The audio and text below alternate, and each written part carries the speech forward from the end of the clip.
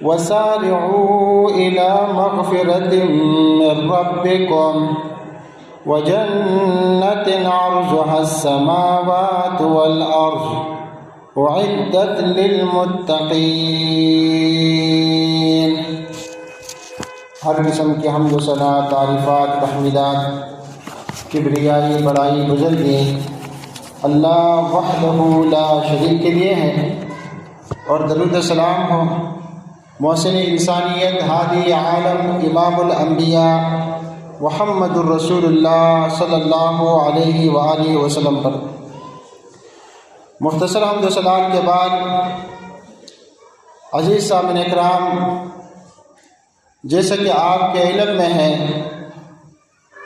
کہ ماہ رمضان المبارک کو چند ہی ایام باقی ہے، تو اس وجہ سے استقبال رمضان کے حوالے سے مختصر گفتگو کریں گے تاکہ اللہ تعالیٰ ہمیں رمضان کی اہمیت سمجھنے اور قرآن و حدیث کی روشنی کے مطابق رمضان کی تیاریوں کی توفیق عطا فرمائے۔ تو میرے بھائیوں، سب سے پہلی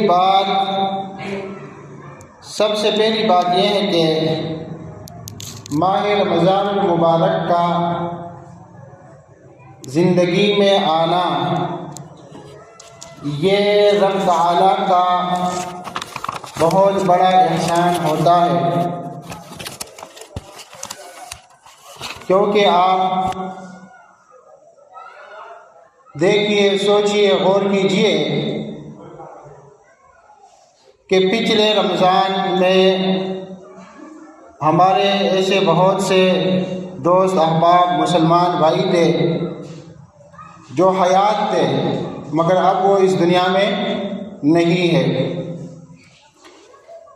تو رمضان کا نصیب ہونا یہ اللہ رب العالمین کا بہت بڑا احسان ہوتا ہے، کیونکہ اس میں خوش نصیبوں کی مغفرت ہوتی ہے، اور اس مہینے میں سب سے اہم بات یہ ہے کہ بندے کی اصلاح ہو جاتی ہے۔ اصلاح، انسان، مسلمان بندہ سنجیدگی سے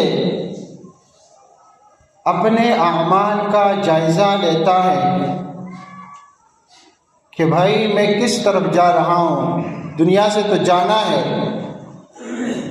اور یہاں سے جائیں گے تو پھر دو ہی مقامات ہیں، یا جنت ہے یا جہنم ہے۔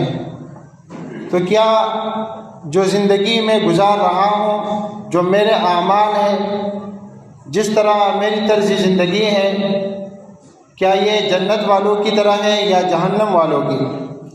تو بندہ اس بات پر سنجیدگی کے ساتھ اپنے اعمال کا جائزہ لیتا ہے، اور مسلمان کو اپنا جائزہ لینا چاہیے۔ مسلمانوں کو اپنے گریبانوں میں جھانکنا چاہیے کہ بھائی یہ جو دین اللہ نے ہمیں دیا تھا، اس دین پر صحابہ نے عمل کیا تو ان کو تو دنیا اور آخرت کی کامیابی ملی، وہ تو دنیا میں بھی غالب رہے، اور ہم اسی دین کے دعوے دار ہیں، تو ہماری کیا حالت ہے؟ تو مسلمانوں کو چاہیے، اور خاص کر لیڈروں کو، کہ وہ اپنے گریبانوں میں جھانکیں۔ اور یہ آنے والا مہینہ اس جائزے کے لیے بہت اہم ہے۔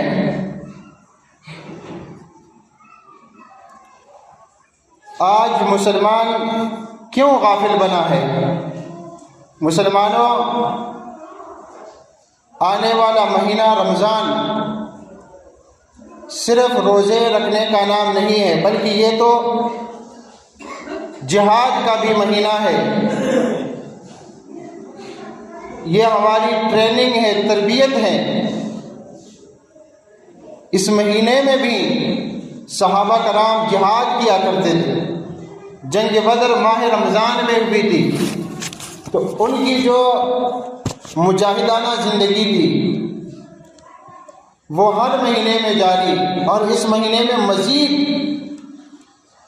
وہ اس میں اللہ کے دین کے لیے آگے نکلتے، روزے بھی رکھتے، جہاد بھی کرتے۔ بہرحال اب یہ تربیت والا مہینہ، جہادی مہینہ، روزوں والا مہینہ بہت ہی قریب سے قریب تر ہوتا جا رہا ہے۔ بے زبانوں کو جب وہ زبان دیتا ہے، بے زبانوں کو جب وہ زبان دیتا ہے، پڑھنے کو پھر وہ قرآن دیتا ہے، بخشش پہ آتا ہے جب امت کے گناہوں کو تحفے میں گناہ گاروں کو رمضان دیتا ہے، تحفے میں گناہ گاروں کو رمضان دیتا ہے۔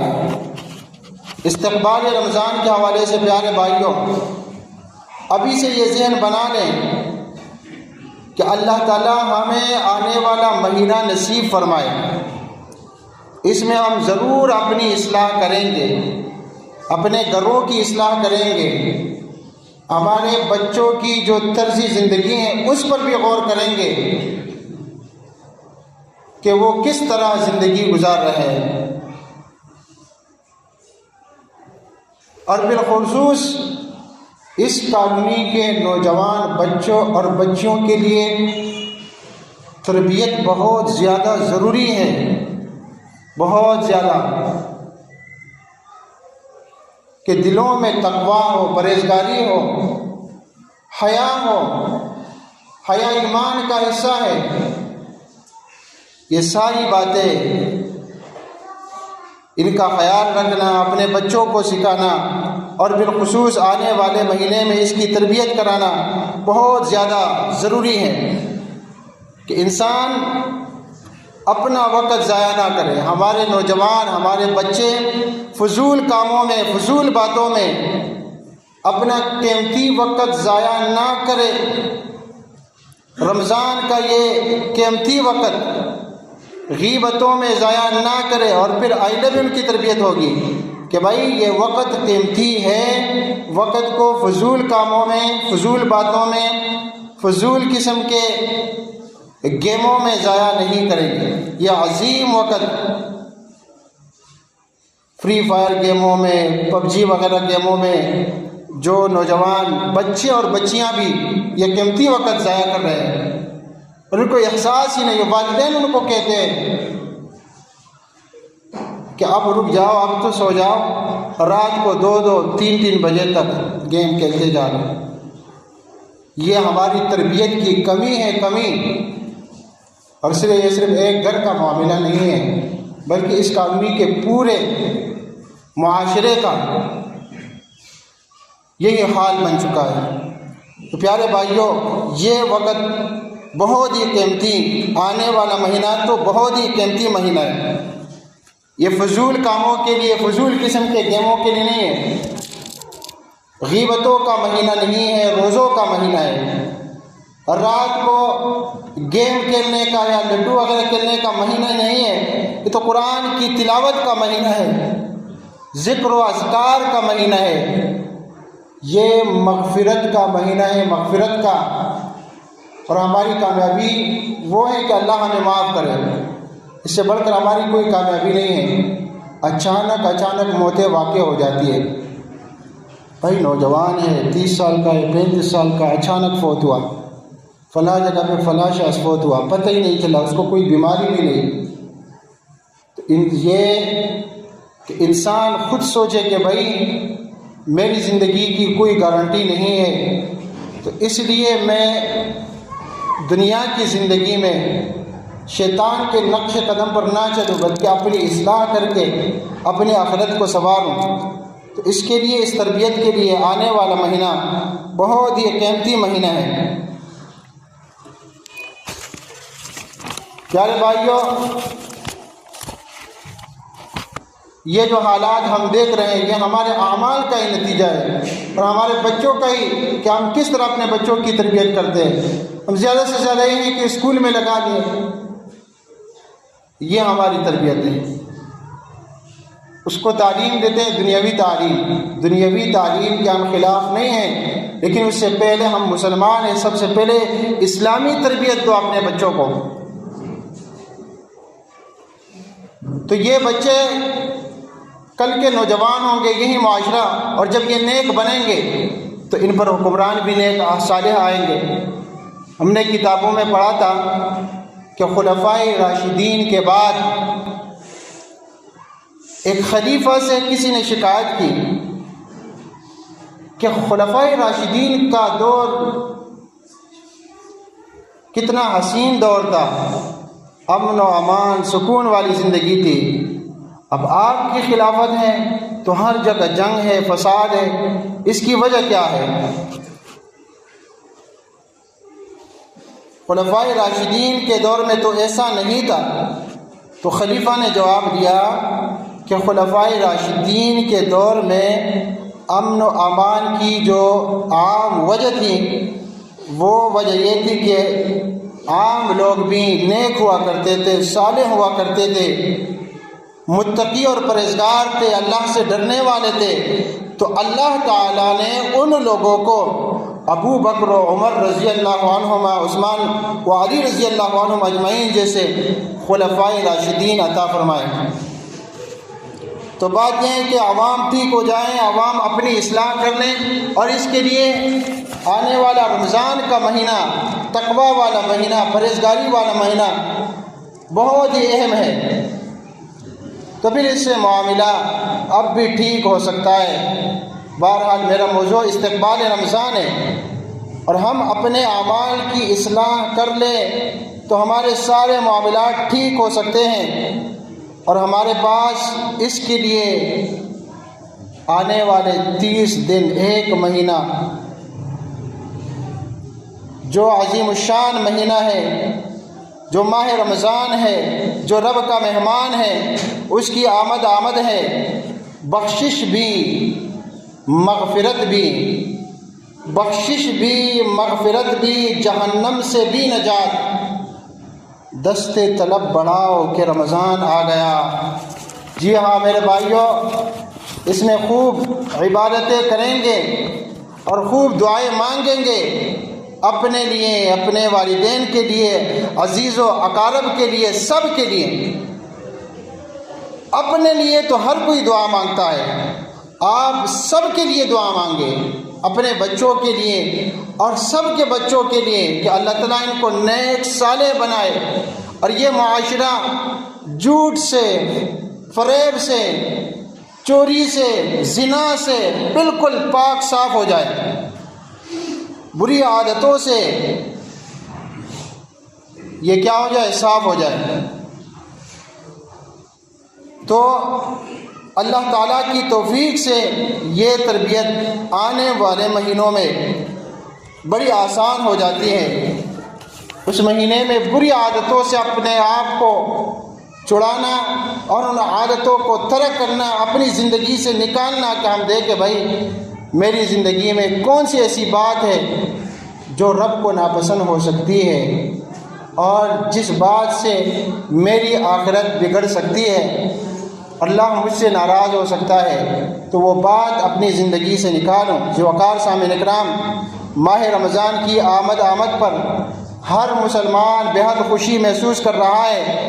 یہ وہ مبارک مہینہ ہے جس کا انتظار بندہ مومن سال بھر کرتا ہے، کیونکہ یہ نیکی کا مہینہ ہے، برکت کا مہینہ ہے، بخشش کا مہینہ ہے، عنایت کا مہینہ ہے، توفیق، عبادت، زہد و تقوی، جہاد، خاکساری، مساوات، صدقات و خیرات کا مہینہ ہے، رضائے الہی، جنت کی بشارت اور جہنم سے نجات کا مہینہ ہے. معاشرے میں دیکھیں کچھ لوگ گناہوں کے جہنم میں اب بھی جل رہے ہیں. وہ صرف آخرت کا جہنم نہیں ہے میرے بھائیوں، دنیا میں بھی جہنم ہے، گناہوں کا جہنم. کچھ لوگ اس جہنم سے نکلنے کے لیے بھی تیار نہیں ہیں. اس جہنم سے نجات کے لیے آنے والا مہینہ ہے کہ انسان اپنی تربیت کرے کہ کوئی ایسی بات، کوئی ایسا گناہ کہ جو میرے لیے عذاب بن سکتا ہے اور عذاب ہے، تاکہ میں اس سے نکل آؤں. یہ ماہ رمضان 1 سال بعد ہمارے پاس صرف 1 ماہ کے لیے مہمان بن کر آتا ہے۔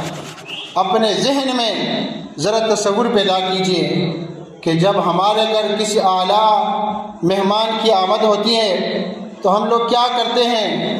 اس کے لیے تیاریاں کرتے ہیں کہ ایک معزز مہمان آنے والا ہے، بہت ساری تیاریاں کرتے ہیں، گھر کے آنگن کو خوب سجاتے ہیں، خود بھی زینت اختیار کرتے ہیں، پورے گھر میں خوشی کا ماحول ہوتا ہے، بچوں کے لب پہ نغمے، چہروں پہ خوشی کے آثار ہوتے ہیں، اور مہمان کی توازو کے لیے انواع و اقسام کے کھانے تیار کیے جاتے ہیں۔ تو ذی وقار سامعین کرام، جب ایک مہمان کے لیے اس قدر تیاری کی جاتی ہے تو مہمانوں میں سب سے اعلیٰ اور رب تعالیٰ کی طرف سے بھیجے ہوئے مہمان کی کس قدر پرزور تیاری ہونی چاہیے۔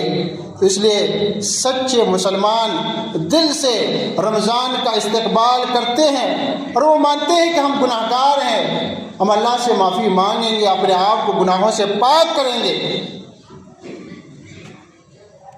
تو میرے بھائیوں، یہ شعبان کا مہینہ یہ بھی نصف گزر گیا، زندگی اس قدر تیزی سے گزر رہی ہے، تب چند ہی ایام باقی ہے۔ اس میں سب سے پہلی بات تو یہ ہے کہ جس کے اگر چند روزے پچھلے رمضان کے رہ گئے ہو، 2 ہو، 3 ہو، 4، 5 ہو، بیماری کی وجہ سے یا کسی بھی وجہ سے، تو وہ اس کی قضا ان دنوں میں ضرور دے، یعنی وہ روزے ضرور رکھ کے، اس پر فرض ہے، یہ وہ فرضی روزے ہیں۔